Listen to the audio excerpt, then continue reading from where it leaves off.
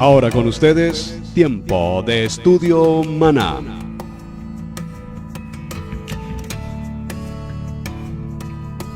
Bien, mis hermanos, bienvenidos a este tiempo de estudio bíblico devocional. Su hermano Pastor Roberto Alfaro les saluda y les dejo el mejor y cordial bienvenida a este tiempo en la palabra. Vamos para nuestro parashá número 9 y el tiempo pasa extraordinariamente rápido. Ya parashá número 9, el parashá que tenemos para nuestra semana, Vayeshev.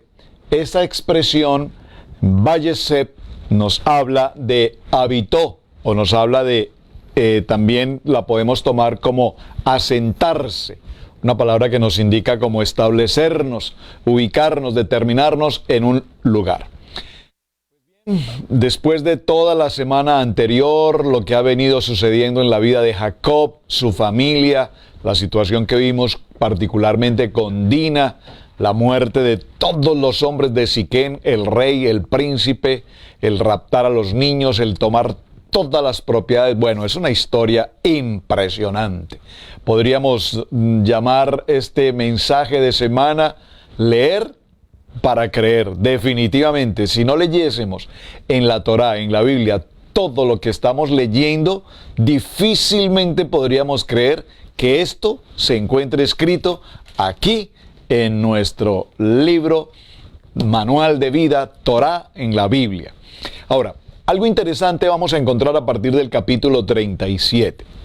Nuestra primera jornada en el día de hoy tomaremos algunos textos iniciales del capítulo 37, los revisaremos, haremos algunas preguntas y desarrollaremos o dejaremos presente el tema de toda la semana.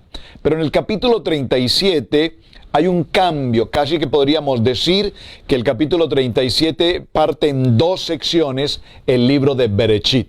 La primera sección, hemos visto todo lo que ha sido el proceso de la creación, el diluvio, la torre de Babel. Recuerden, vemos la historia de Abraham, Lech Lechá, vete de tu tierra, la muerte de Tare, Abraham continúa, viene el tiempo de Sara, Sarai, cambian de nombre, viene todo el proceso, aparece en la historia Agar, viene Ismael, el primer hijo de Abraham, no hijo de promesa, no hijo de plan ni de propósito, hijo de cultura, hijo de costumbre, de tradición. No puedo tener hijos, dijo Sara, te entregaré a mi sierva y ten hijos con ella y serán como los míos, ¿verdad?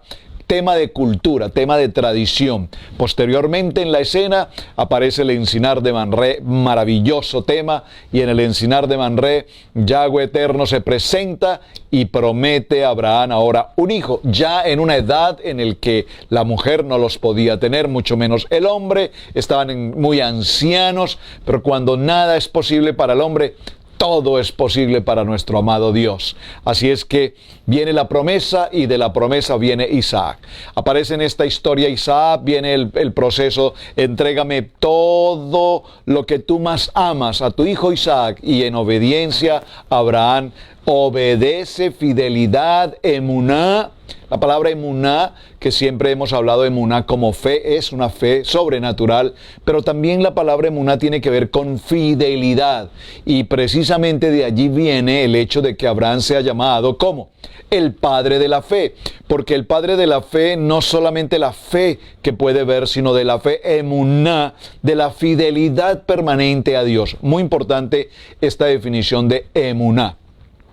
En este proceso, bueno, aparece la historia de Isaac, continúa el crecimiento de Isaac, aparece en la escena Rebeca, se casa con Rebeca, pasan 20 años después Rebeca siendo mujer estéril, Isaac ora por su vientre, viene el embarazo, 2 niños en su vientre, los 2 están el uno con el otro, forcejeándose allí, Rebeca ora y habla con Dios, Dios le habla a Rebeca, muy importante, y le confirma que estos 2 hijos son naciones, 2 naciones que están allí y que cada una de ellas, cada una de estas naciones va a cumplir un propósito. Entonces vemos cómo nace primero Esaú, que posteriormente será llamado Edom y que tendremos mucho que hablar de los edomitas. Los vamos a ver aún todo el recorrido del recorrido de todo lo que es Torah, los veremos a los edomitas, y aparece también Jacob, Crecen estos dos niños en medio de ciertas diversificaciones. Esaú es un chico de campo, de cacería, experto en casa, de fuera de la casa, mientras que Jacob, dijimos, era un hombre de tiendas, y hablamos de un hombre de tiendas como un hombre apartado, guardado para Dios. Muy importante. Se presenta la escena de la bendición. Rebeca interfiere allí o participa pensando que Isaac va a bendecir a Esaú. Entonces se hace allí una escena considerando ella la protección de la bendición para su hijo Jacob, y Jacob recibe una bendición que vimos no era la bendición de Dios propiamente, sino fue una bendición material. Bendito serás en el campo, bendito serás en tu provisión, etc. Pero finalmente, siendo ya Jacob de años y siendo ya Jacob de un tanto ciego, además, digo un tanto en el sentido de que él podía entender si era Esaú o era Isaac, Isaac estaba allí, podía establecer si era Jacob o era Esaú. En esta historia vemos cómo ahora Jacob sale de la casa de su padre y sale con la bendición de Dios. Ahora sí, Isaac le entrega la bendición que ya había sido prometida para Jacob. Ahora sí, particularmente la recibe conforme al plan y al propósito que Dios había establecido. Tremenda historia. Estoy tratando de resumir todo lo que hemos visto hasta el momento. Ahora bien, Jacob sale, permanece durante 14 años en la travesía hasta la casa de Labán, y durante estos 14 años lo que hace es prepararse en la palabra, prepararse en la Torá. No sabemos que la Torá apenas fue entregada posteriormente en el tiempo del Sinaí con Moisés, muchos años después, pero ya se venía preparando todo lo que es Torá. Recordemos que Abraham enseñó a Isaac, Isaac enseñó a Jacob, etc. Ahora bien, en este proceso, ahora Jacob aparece en la casa de su tío Labán, se enamora de la segunda de sus hijas, que es Raquel. Se presenta la boda, pero primero lo casan con Lea, que es la mayor. Luego tiene que trabajar 7 años más para recibir a Raquel, a quien él ama, y posteriormente en el recorrido durante 20 años de esta historia, Jacob además se une a 2 de las siervas de sus esposas, tanto de Lea como de Raquel, esto es Bilma y Silpa, y en total de todo este proceso aparecen 11 hijos. 11 hijos durante estos 20 años en la casa de Labán. Parten de la casa de Labán, regresando al propósito de encontrarse con su padre. Lo primero que tiene que hacer es reconciliarse con su hermano, quien le amenazó de muerte. En esa historia, Jacob, camino de regreso a Israel, a su tierra, a su origen, a su padre, tiene el encuentro con el ángel. Su nombre es cambiado de Jacob a Israel. Posteriormente hace las paces con su hermano, enviándole presentes. Esaú toma una dirección, Jacob toma otra dirección. Aparece en la historia Aram, aparece en la historia Siquén, se establecen en Siquén. Allí en Siquén se sucede una tragedia. Leer para creer esta tragedia me impresiona, y es como el pueblo de Siquén, a través de Hamor y Siquén viola, contamina, humilla, mancilla la vida de Dina.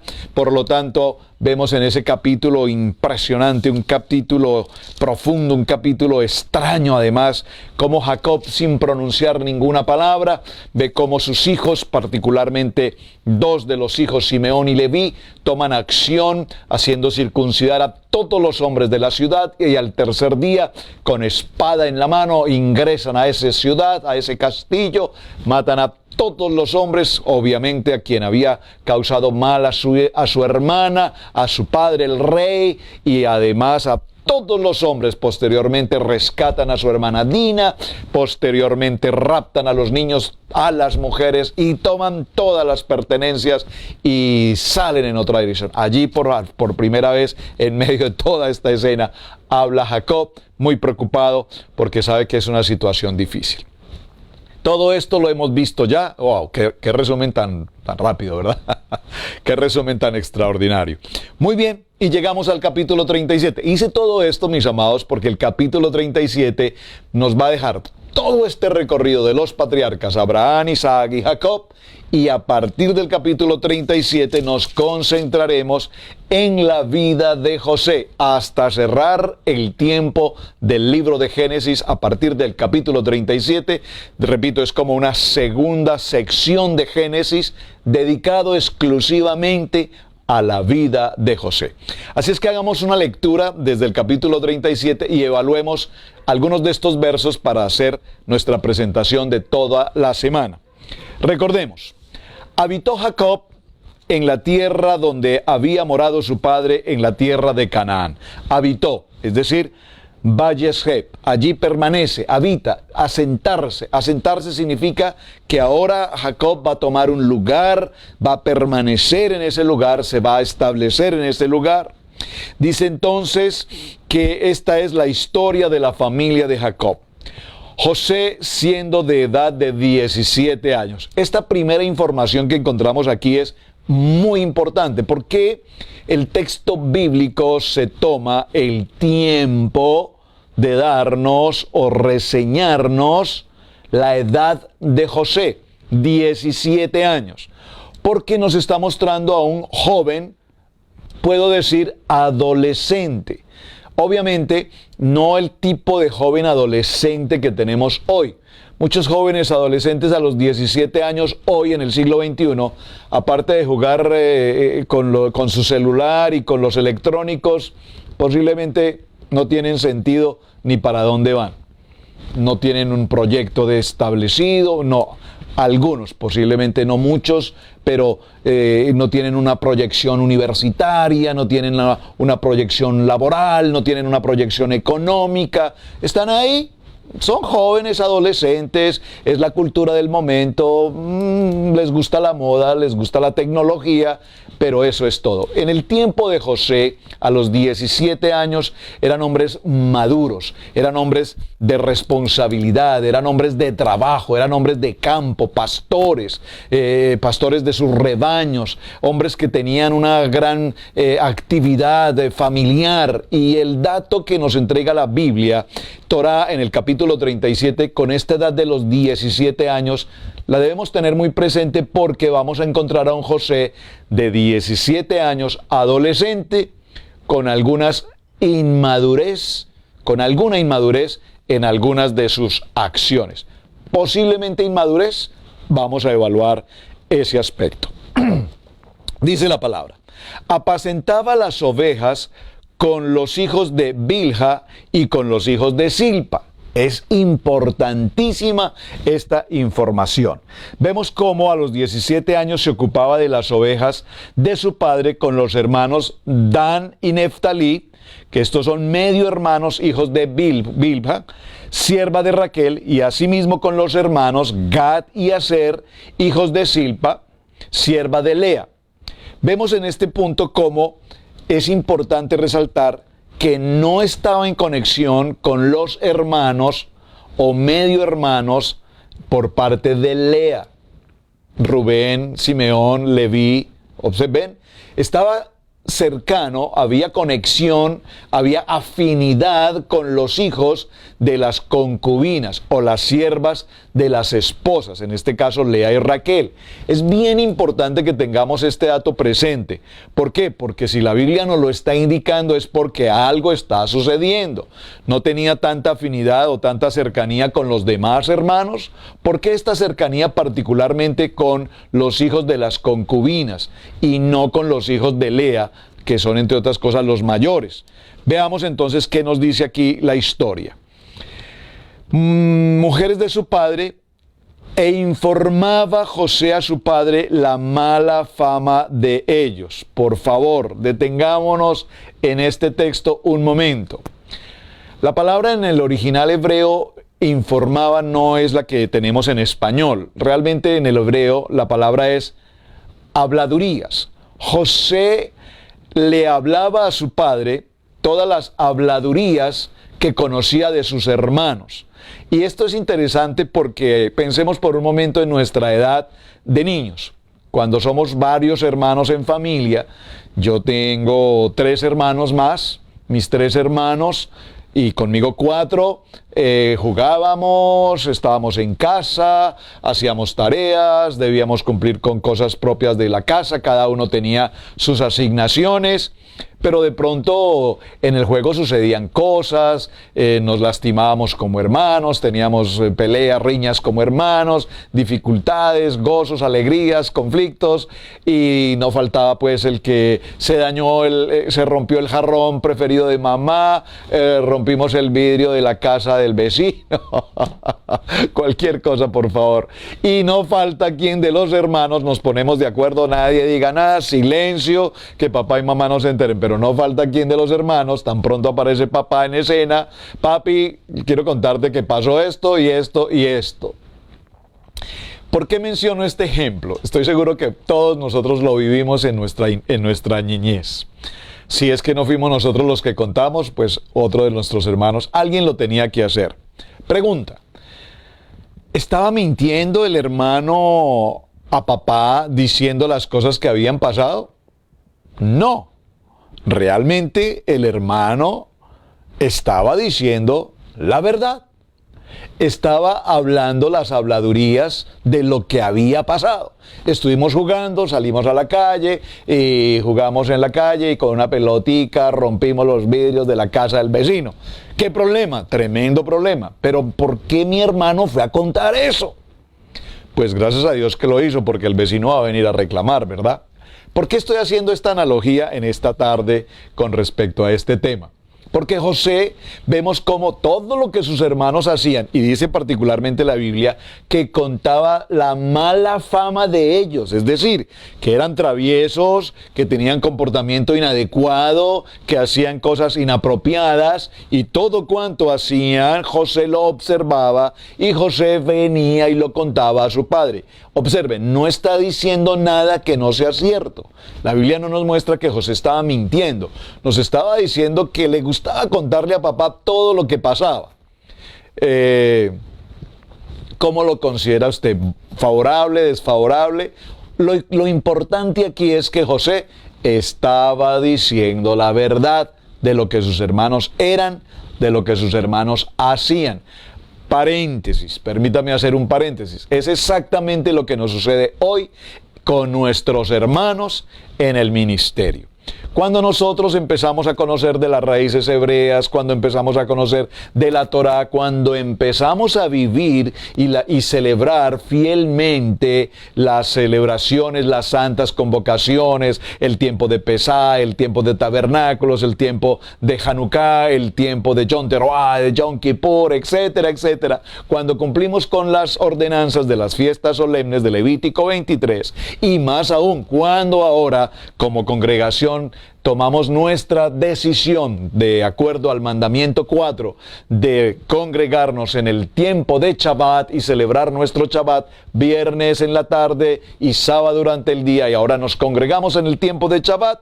¿Qué hacen nuestros hermanos? ¿Qué hacen nuestros hermanos con quienes hemos compartido durante tantos años? Habladurías. Es que estos hermanos se están judaizando, es lo que más típicamente se puede decir. Estos hermanos están en una situación extraña, eso de las raíces hebreas, hay que tener cuidado, esto aquí, esto allá. Bueno, esto lo estoy mencionando para que veamos cómo lo que José está haciendo acá, es decir, que estos chicos no estaban, dice, haciendo mala fama, algo estaban haciendo inapropiadamente. Y cuando nosotros hoy estamos conociendo la verdad y presentamos la verdad y enseñamos la verdad y compartimos el parachá y compartimos el Shabbat y compartimos las fiestas solemnes y todo lo demás, las habladurías están allí, siempre estarán presentes, para bien o para mal. Interesante la analogía, solo quería mencionarlo. Vamos con la lectura. Dice entonces que presentaba estos comentarios a su padre, por lo tanto, verso 3 nos dice, y amaba Israel, por favor subráyelo, Israel. No nos habla aquí de Jacob, nos habla ahora de Israel. Y amaba a Israel a José más que a todos sus hijos, porque lo había tenido en su vejez. Un momento. Amaba más a sus hijos. El texto nos está mostrando aquí, sin lugar a dudas, que hay preferencias. ¿Será que todos nosotros, padres de familia, tenemos una preferencia específica por uno de nuestros hijos? Probablemente y muy seguramente sí lo es. Pero lo delicado aquí es cuando lo dejamos notar, cuando tenemos esa preferencia por uno de nuestros hijos y no solamente la tenemos en nuestro corazón, sino que además hacemos que se note esa preferencia. Observen, normalmente en nuestras culturas, hablo de la cultura latina, la cultura hispana, si puedo usar esa expresión.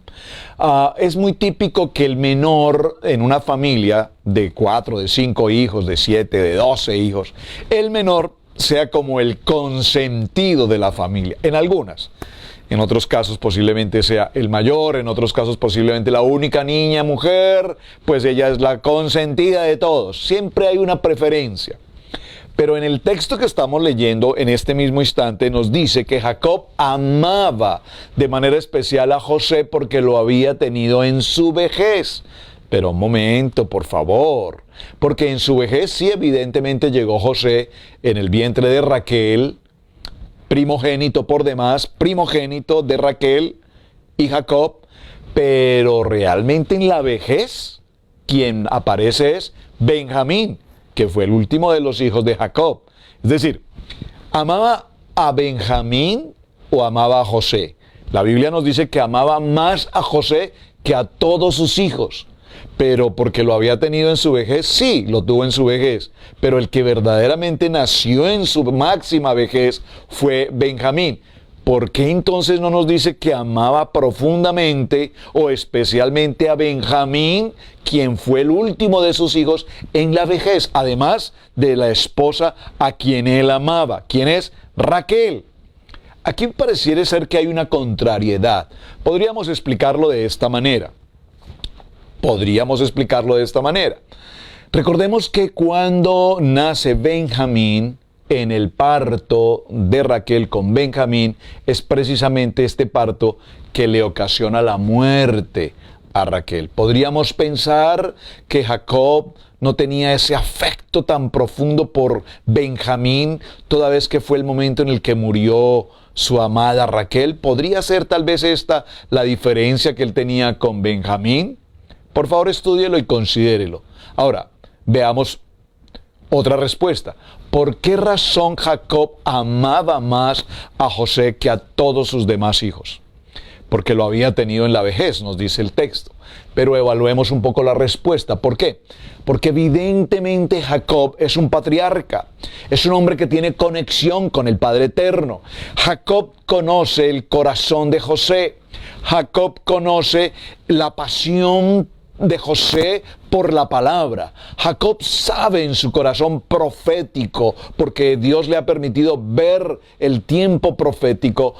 Jacob sabe que José ha sido seleccionado, ha sido llamado específicamente para un propósito especial. Jacob sabe que en José hay un hombre espiritual, hay un sadik, hay un hombre íntegro, un hombre de llamado.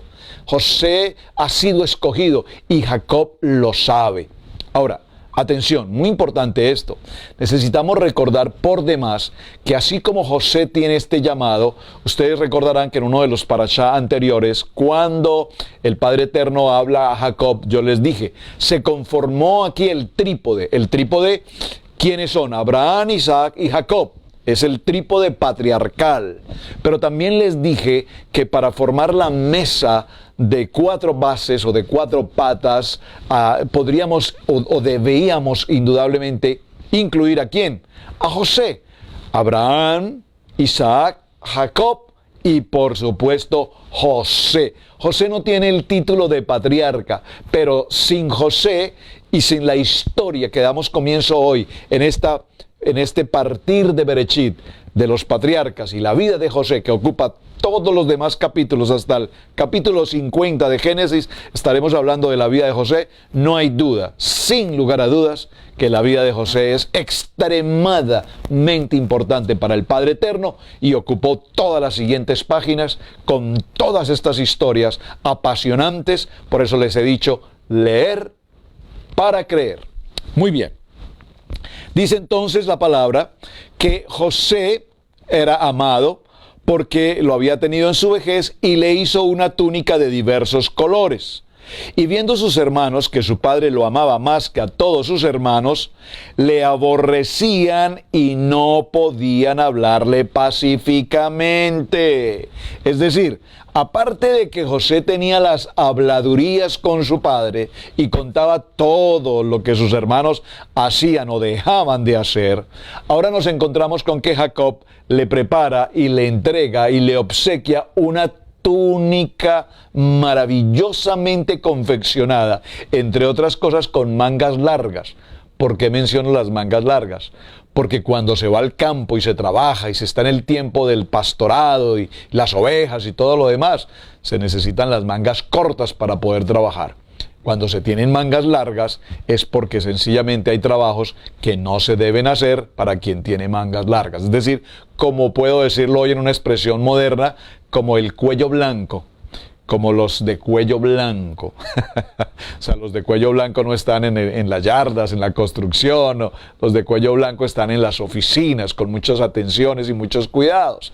Podríamos pensar entonces que esta túnica de colores tan famosa, de hecho que quisiera que grabáramos, voy a hablar con la pastora Pili para que hablemos un programa exclusivamente dedicado a la túnica de colores, porque esa túnica, aunque la vemos aquí tan escrita en una frase tan corta, una túnica de colores, pero esa túnica de colores tiene una historia, una trascendencia tan extraordinariamente importante hasta nuestros días que incluso hasta determinará el ADN de cada uno de nosotros. Ya hablaremos sobre eso en otro momento.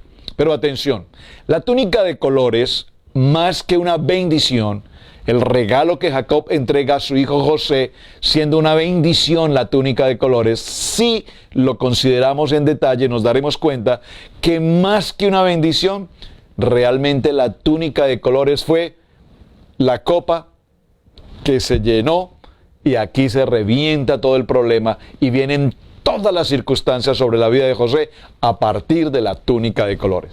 Diríamos algunos de los colombianos que están atentos y que son nuestros amigos y hermanos, este es el florero de Llorente. Los colombianos lo podrán entender. Este es el florero de Llorente. La túnica de colores es una bendición, por supuesto, un regalo maravilloso.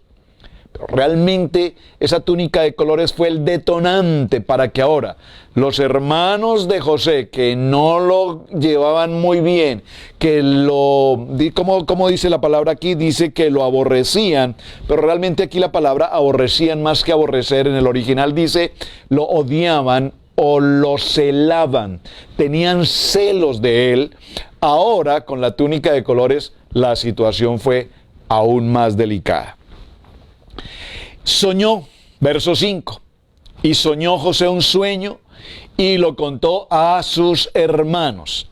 Observen, aquí podríamos entender en el verso 5 por qué ahora la Biblia nos habla puntualmente de que José tenía 17 años. ¿Por qué? Porque tuvo un sueño. Algunos seguramente todos conocemos el sueño, ya lo vamos a detallar.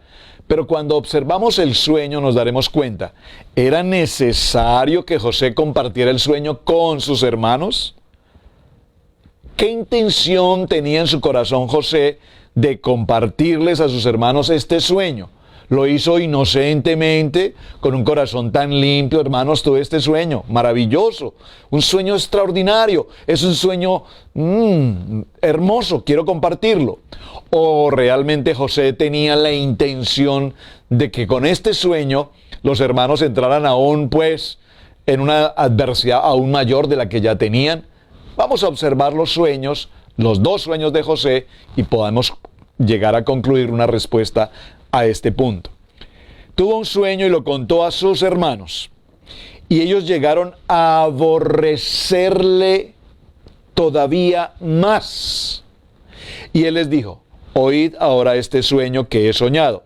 He aquí, atábamos manojos en medio del campo, y he aquí que mi manojo se levantaba y estaba derecho, y que vuestros manojos estaban alrededor y se inclinaban al mío. Le respondieron entonces sus hermanos: ¿reinarás tú sobre nosotros? ¿O señorearás sobre nosotros?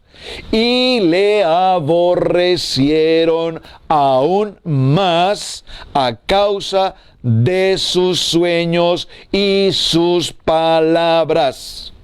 Observen, ahora le aborrecen aún más. ¿Por qué? Porque José está transmitiendo un mensaje en el que les dice: yo como manojo, ustedes como manojos, todos sus manojos se inclinaban ante el mío, y el mío permanecía siempre levantado. Ellos inmediatamente lo relacionan y dicen: o sea que lo que tú nos estás queriendo decir con tu sueño es que vas a reinar sobre nosotros, que vas a señorear sobre nosotros. ¿Por qué es tan importante esto y por qué les afectó tan grandemente a sus hermanos este sueño? Porque recordemos que lo que tratamos en toda la primera parte de Génesis ha sido la primogenitura. Paréntesis. Abraham, su primogénito, ¿es quién?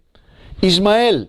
Ismael fue su primer hijo, pero fue su primer hijo en las fuerzas humanas, es decir, fue el plan de Sara, entregar a Agar, era la época, era la cultura del momento, así se hacía cuando la mujer era estéril, entregaban a una de sus siervas y los hijos que venían los tomaba como si fueran suyos en un proceso de adopción. Entonces, Ismael es el resultado de un proceso cultural del momento ante la esterilidad de Sara. Pero posteriormente en el encinar de Mamré, maravilloso momento, Dios se presenta, habla a Abraham, habla a Sara, les entrega una promesa y van a tener un hijo. Viene un hijo a quien el mismo Dios le pone nombre y le dice: y llamarás su nombre Isaac. Aparece Isaac en escena. Posteriormente vemos cómo, recordemos un poquito toda esta historia apasionante, recordemos cómo ahora Sara pide a Abraham que tome a Agar y a su hijo Ismael y los saque fuera del campamento. Y finalmente Dios le confirma a Abraham y le dice: escucha lo que tu esposa dice, llévalos. Igual no te preocupes, yo voy a bendecir a Ismael. Es decir, aunque no era el plan ni el propósito, pero lo voy a bendecir. Posteriormente viene el momento en el que Dios pide a Abraham: entrégame lo que tú más amas, a Isaac. Y vemos aquí una palabra que quiero resaltar ahora, ya que estamos haciendo este pequeño resumen, y es fidelidad.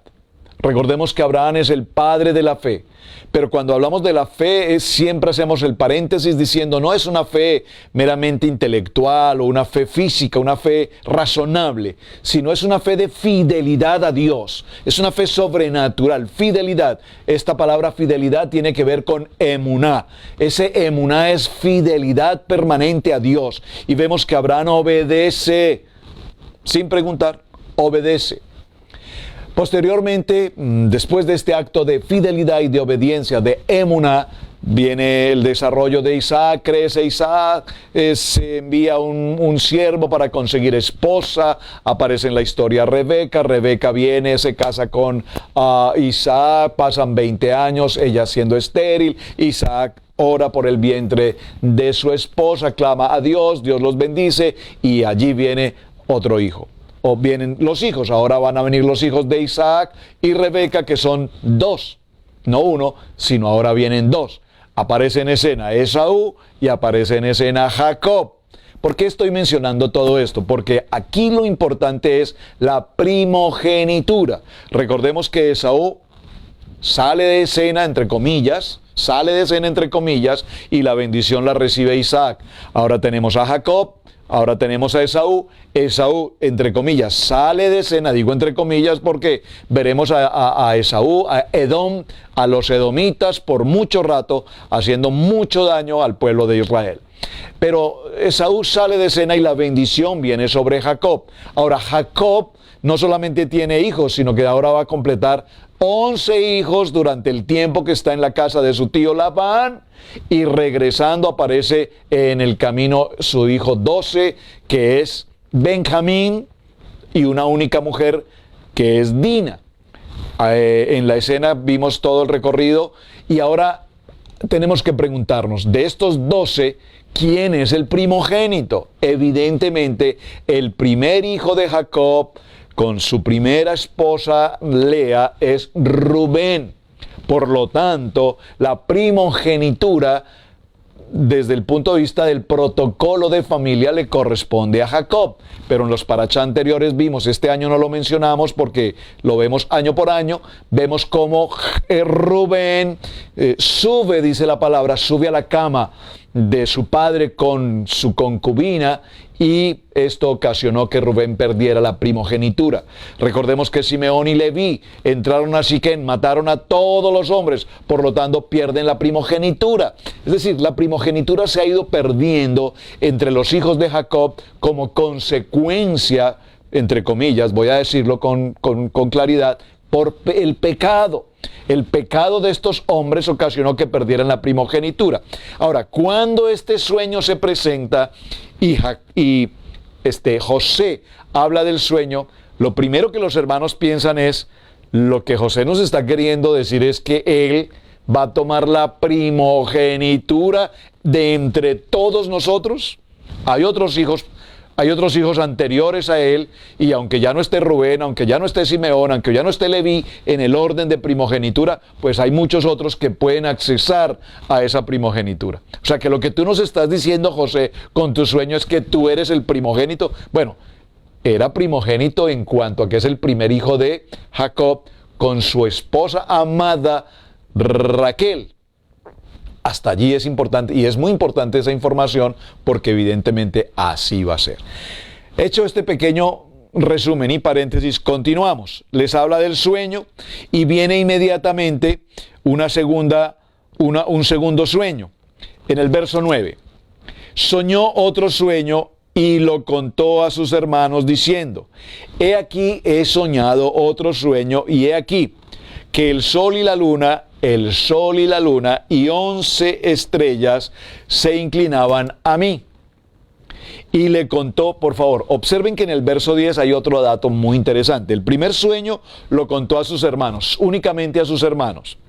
En el segundo sueño lo cuenta a sus hermanos, y el verso 10 dice, y lo contó a su padre y a sus hermanos. El segundo sueño incluye a su padre. ¿Por qué en el primer sueño solamente están los hermanos, y por qué en el segundo sueño aparece el padre? O sea, ¿por qué ahora lo transfiere también a su padre? Veamos esto, porque es tan importante. Y su padre le reprendió y le dijo, ¿qué sueño es este que soñaste? ¿Acaso vendremos yo y tu madre, un momento, yo y tu madre y tus hermanos a postrarnos en tierra ante ti? Y sus hermanos le tenían envidia, aquí esta palabra envidia, celos. Mas su padre meditaba esto. Observen las palabras de Jacob. Dice, ¿qué sueño es este que soñaste, José? ¿Acaso vendremos yo y tu madre? ¿A quién se refiere aquí yo y tu madre? Porque si se refiere a Raquel, recordemos que Raquel ya murió. ¿Por qué dice, vendrá Raquel? ¿O hace referencia a tu madre en el sentido de que ahora Lea es mamá adoptiva de José? ¿A quién se refiere aquí? Muy interesante, ¿verdad? Es una buena pregunta para una buena tarea, por demás. Entonces veremos qué significa esto. Después fueron sus hermanos a apacentar las ovejas de su padre a Siquem. Y dijo Israel a José. Vamos a ir cerrando en este capítulo, en el capítulo 37, vamos a cerrar con este texto del verso 12 y 13, para que ustedes, por favor, desarrollen una tarea muy interesante. Observen. Después fueron sus hermanos a apacentar las ovejas de su padre en Siquem.